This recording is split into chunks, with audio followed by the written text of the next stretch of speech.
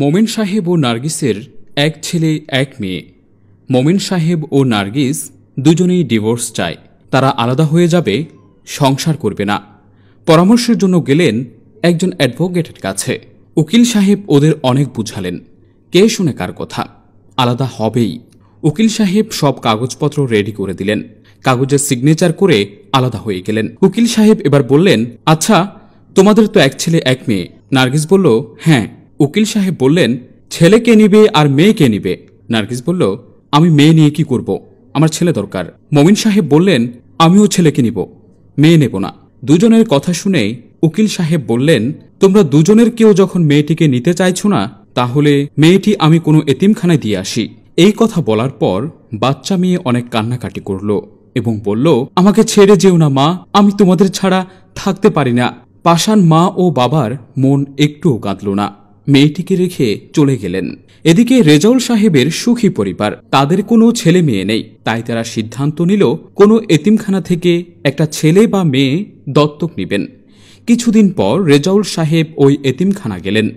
এতিমখানার কর্তৃপক্ষের সাথে যোগাযোগ করার পর এতিমখানার হুজুর ইদ্রিস বলল, এই মেয়েটা খুবই শান্তশিষ্ট, তোমরা চাইলে ওই মেয়েটিকে নিতে পারো। ইদ্রিস হুজুরের কথা শুনে রেজাউল সাহেব ও তার স্ত্রী দুইজনে খুশি হলেন। প্রয়োজনীয় কাগজপত্রে সিগনেচার করে মেয়েটিকে নিয়ে বাসায় চলে আসেন। মেয়েটিকে বলল, আজ থেকে আমরা দুজন তোমার বাবা মা। রেজাউল সাহেব ও তার স্ত্রী মিলে মেয়েটির নাম রাখল ফাহিম। শুরু হয় তার শিক্ষা জীবন। এর ভিতর কেটে গেল 15টি বছর। ফাহিম ডাক্তার হয়ে দেশে আসলো। এসে প্রথমে হাসপাতালে জয়েন করল। নার্সকে ডেকে বলল, হাসপাতালে কোনো জটিল রোগী আছে কিনা। নার্স জানতে চাইল, কেন ম্যাডাম? না, আমার ইচ্ছা ছিল আমি যেদিন হাসপাতালে প্রথম জয়েন করব ওই দিনই বিনা পয়সায় একটা রোগীর অপারেশন করব। এরকম রোগী থাকলে আমাকে জানাও।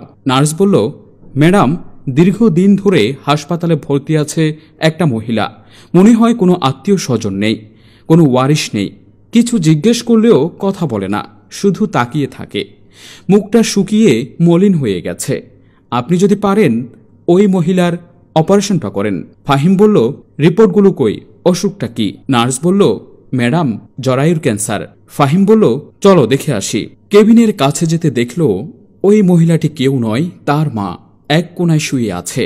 চেহারা অনেক পরিবর্তন হয়ে গেল। কাছে গিয়ে দেখল মা ঘুমিয়ে আছে। ফাহিমের চোখের পানি ধরে রাখতে পারল না, খুব কান্না করছে এক পাশে দাঁড়িয়ে। এমন সময় মায়ের ঘুম ভেঙে গেল। মা বলল, কাঁদছো কেন মা, কে তুমি?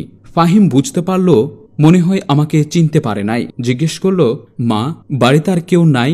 মা বলল, না মা, সে অনেক কথা, সব আমার পাপের ফসল। ফাহিম মনে মনে ভাবল, মাকে যখন পেয়ে গেছি এবার একটু বাবার কথা জিজ্ঞেস করি। তাদের দুজনের মধ্যে অনেক কথা হয়। বাবার ঠিকানা পেয়ে যায়। ফাহিম গেল তার বাবার বাড়িতে। গিয়ে দেখে এখানে কেউ নেই, একটা লোক বসে আছে। লোকটাকে জিজ্ঞেস করল, আচ্ছা ভাই, এটা কি মোমেন সাহেবের বাড়ি? ওই লোকটা বলল, হ্যাঁ এটাই মোমেন সাহেবের বাড়ি। আচ্ছা মোমেন সাহেব বাসায় আছে?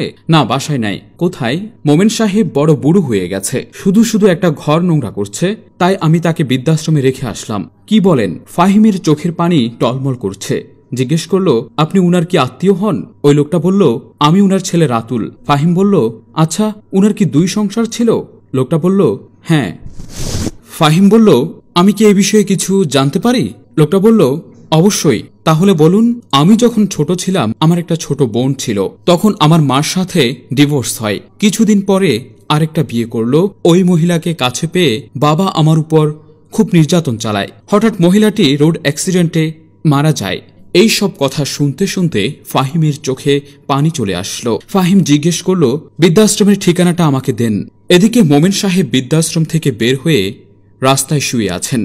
ফাহিমের সাথে রাস্তায় দেখা মাত্র ফাহিম চিনে গেলেন এটাই তার বাবা। ফাহিম দেখল তার বাবা রোগাশোকা হয়ে গেছে, চোখেও দেখে না। ফাহিম পাশে গিয়ে বলল, আব্বা। মোমেন সাহেব জিজ্ঞেস করলো, কে আমাকে আব্বা বলে ডাকলো? এবার ফাহিম বলল, আব্বা আমি তোমার সেই রাইমা। এবার মোমেন সাহেব অবাক হয়ে গেলেন, কান্না করতে লাগলেন আর বলল, মা আমি তোমার সাথে অনেক অন্যায় করেছি, আমার পাপের বোঝা আমি এখন বয়ে বেড়াচ্ছি। ফাহিম বলল, আব্বা চলো, আমি তোমাকে নিতে এসেছি। মোমেন সাহেব বলল, কোথায়? আমার মায়ের কাছে। তোমরা দুজন আজ থেকে আমার সাথে থাকবে। ছেলে মেয়ে আল্লাহর দান, কাউকে ছোট করে দেখা উচিত নয়।